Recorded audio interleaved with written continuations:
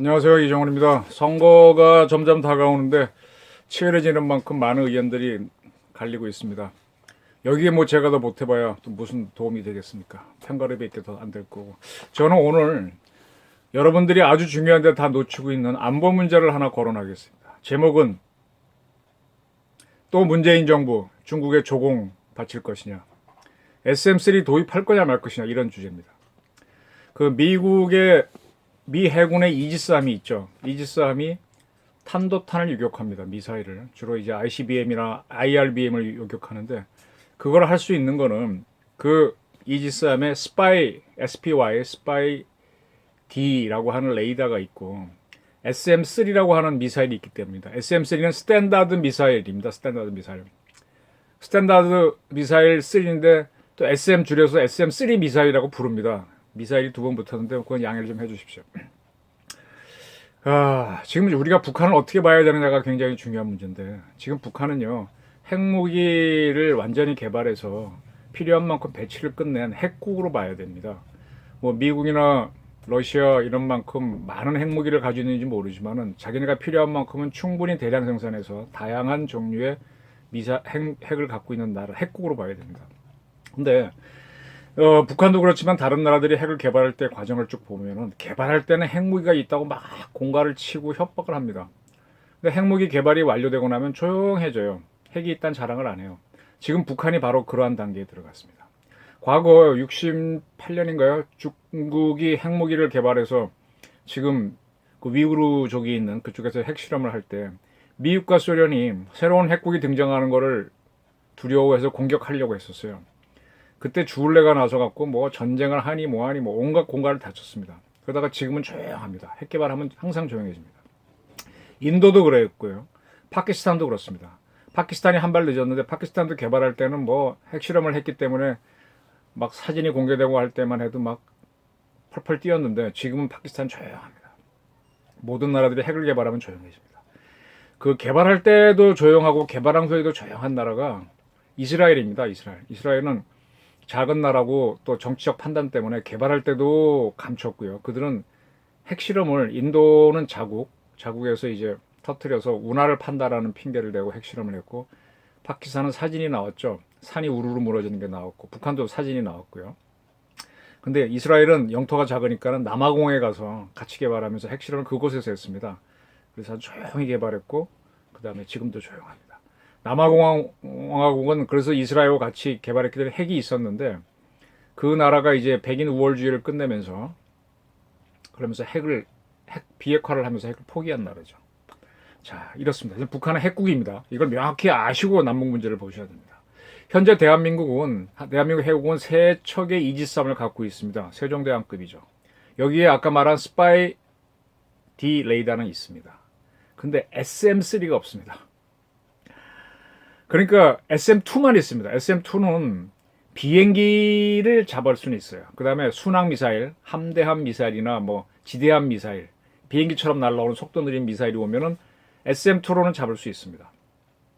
그러나 굉장히 빨리 날아가는 탄도탄은 잡지 못합니다.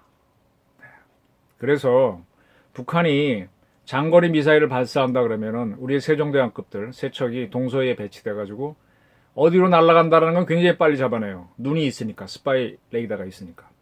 근데 그거 탄이 떨어질 때 그걸 맞추는 거는 아예 못합니다. 쳐다보기만 하고.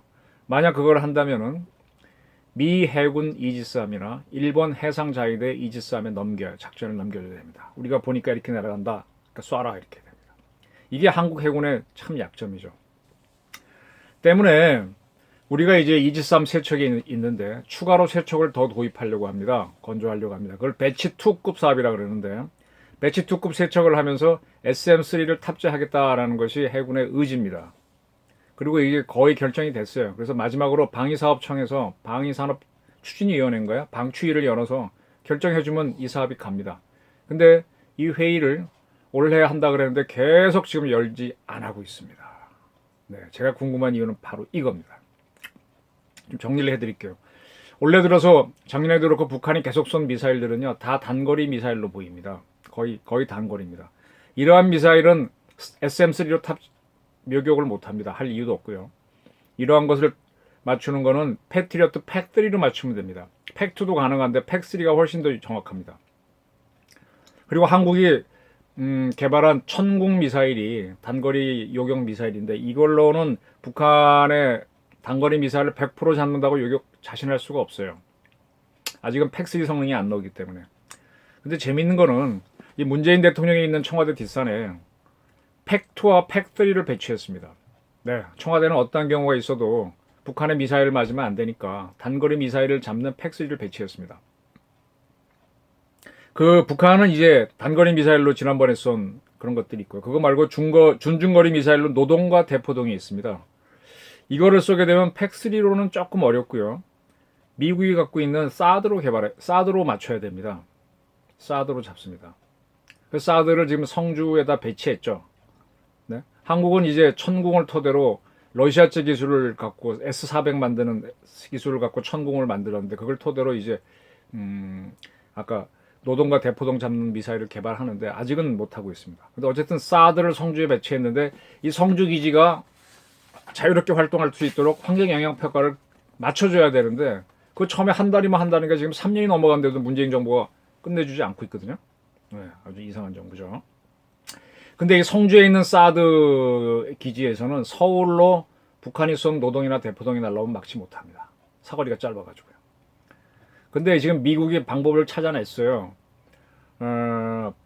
이 트럭 위에서 이제 올려갖고 쏘는데 그 트럭을 오산 기지, 미군 기지라든지 또는 평택 기지로 보내고 성주에서 이제 지령을 내리면 할 수 있도록 리모트 컨트롤, 리모컨으로 한 듯이 할 수 있도록 방법을 찾아냈습니다. 그렇게 하려면 통신망이 굉장히 정교한 통신망, 중국이나 북한의 방해를 안 받고 감청이 안 되는 망이 필요한데 그걸 만드는 모양입니다.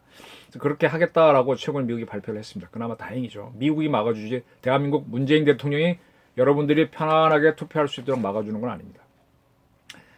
자, 핵미사일은요. 준중거리나 단거리 미사일은 탑재 못하고 중거리 미사일이나 대륙간 탄도미사일, IRBM이나 ICBM에 탑재해서 쏩니다. 북한이 우리한테 IRBM을 쏠 가능성은 적습니다. 그러나 중국은 동풍 시리즈 중에서 중거리 미사일, 핵 탄도를 탑재하는 그 미사일이 대한민국하고 일본이 그 사거리 안에 들어가 있습니다.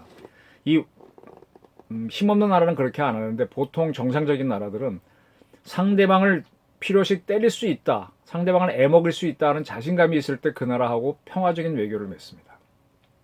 미국이 전 세계 국가들하고 이렇게 대등하게 지내는 건 언제든지 핵으로 때릴 수 있으니까 그렇게 하는 거고요. 중국도 마찬가지로 일본 그 청일전쟁 이후에 일본이 얼마나 중국을 유린했습니까? 그런 일본과 국교를 복귀한 것도 핵이 있기 때문에 한 겁니다. 일본은 자기 스스로 핵이 없죠. 그리고 우리하고 한 것도 역시 핵이 있기 때문에 한 겁니다. 그래서 우리가 중국이 갖고 있는 중국 가만히 있잖아요. 핵이 있어도 그거를 의식하지 않고 늘 지내다 보면 결정적인 순간에 위기를 당할 수가 있습니다. 그래서 필요하면 우리는 핵을 갖기 어렵겠죠. 그러나 핵을 막는 무기 SM-3는 필요합니다.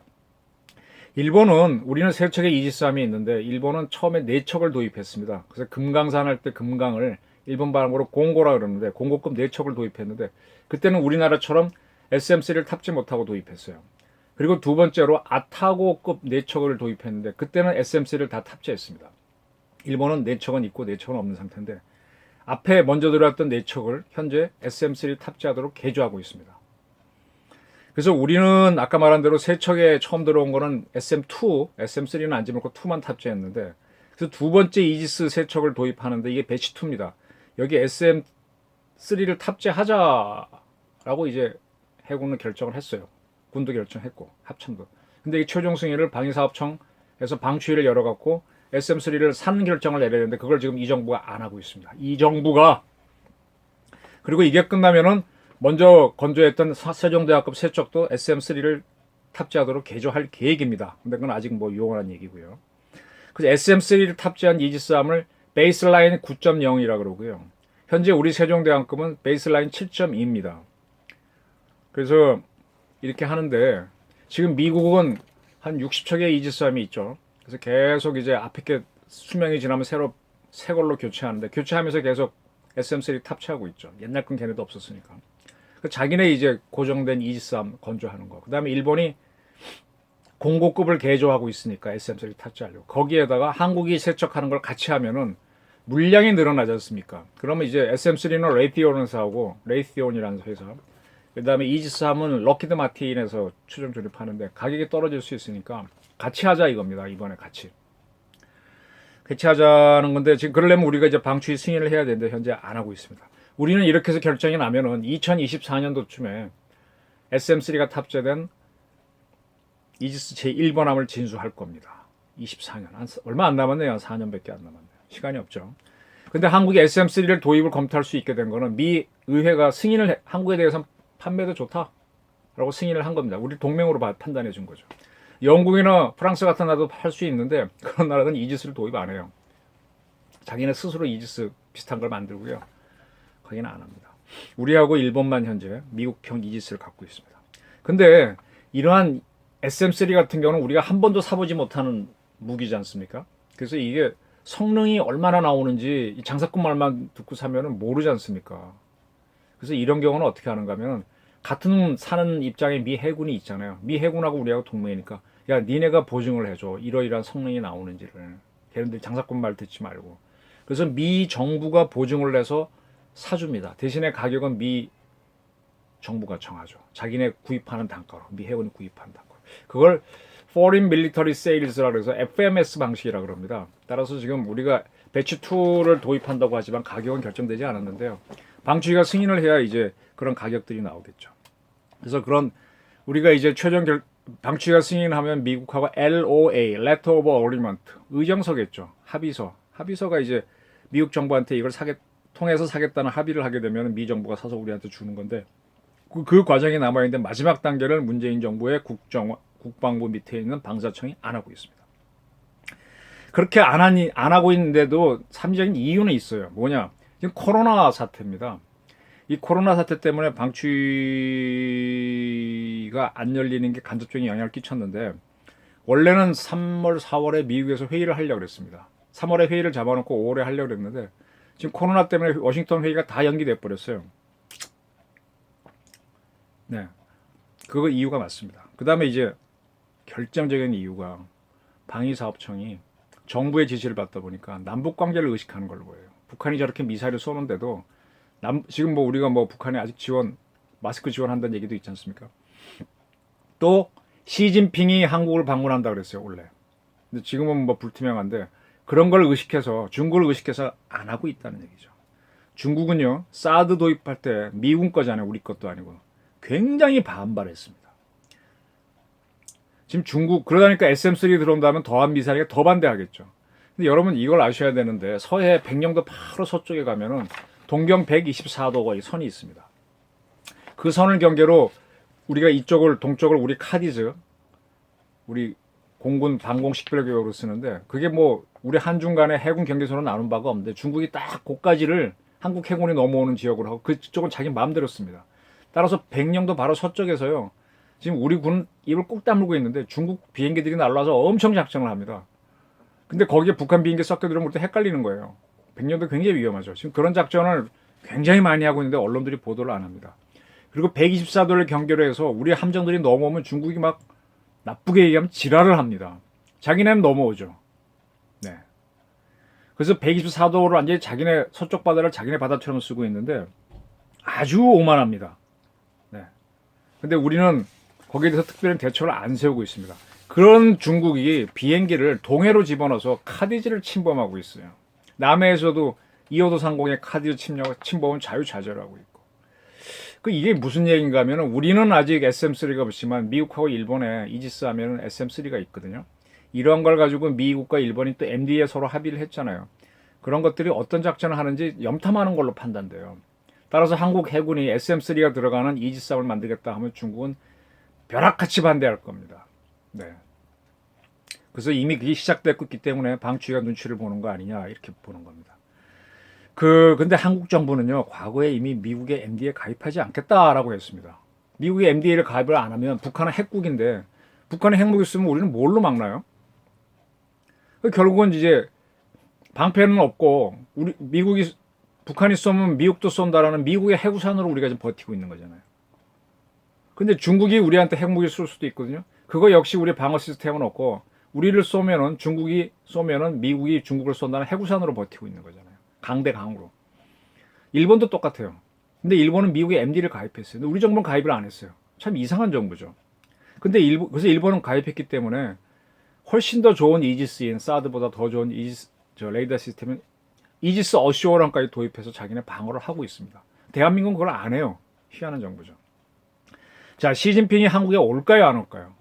저는 이렇게 봅니다. 도쿄올림픽이 연기됐기 때문에 시진핑도 안 올 거라고 봅니다. 시진핑이 아마 도쿄올림픽 앞두고 한일을 동시방문할 거라고 예상했는데 지금 올림픽을 연기할 정도로 심각한데 시진핑이 한국에 올 이유가 어디 있어요? 자기는 국내 문제도 골치 아픈데. 자, 이것과 더불어 과거 이제 계속 중국 정부가 우리한테 요구하는 게 삼불 합의를 했답니다. 삼불 합의. 삼불이 뭔가 하면 한국은 미국이 주도하는 MD에 가입하지 않는다. 원불, 투불. 한국은 사드를 추가 배치하지 않는다. 쓰리불, 삼불은 한미일 군사동맹을 하지 않는다. 일본을 가입시킨 군사동맹을 하지 않는다.